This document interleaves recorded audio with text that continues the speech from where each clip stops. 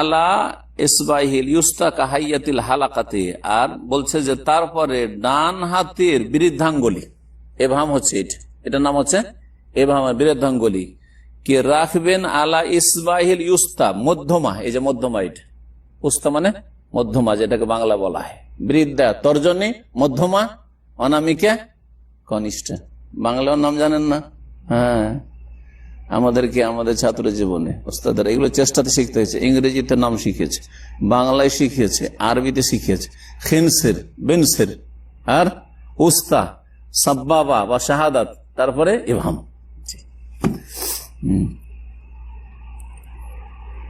ইংরেজিতে বলতে পারেন কেউ? সময় লম্বা হয়েছে, শেষখানে শুনিয়ে দিবেন যদি কেউ শোনাইতে পারে। আচ্ছা, তো চলেন।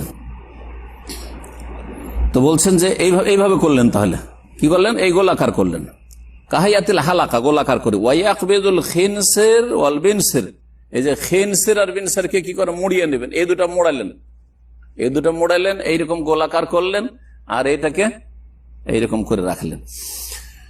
তো বলছেন যে ওয়ায়ুশিরু বিইসবাহি সাব্বাবা তারাতান, কখনো কখনো এটা দিয়ে ইশারা করবেন, সাব্বাবা শাহাদাতের আঙ্গুল দিয়ে। ওয়া আহইয়ানান ইয়াকবিদু জামিআ আসাবি, একটা তরিকা হলো এটা।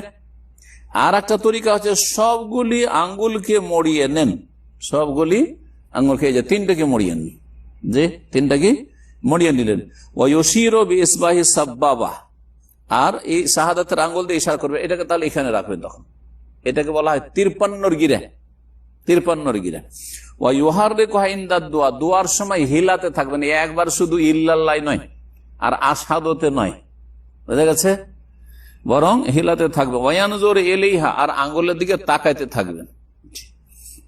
ওয়ায়াকুল, আর বলবেন আত্তাহিয়াতু লিল্লাহি ওয়াস সালাওয়াতু ওয়াত তাইয়্যিবাত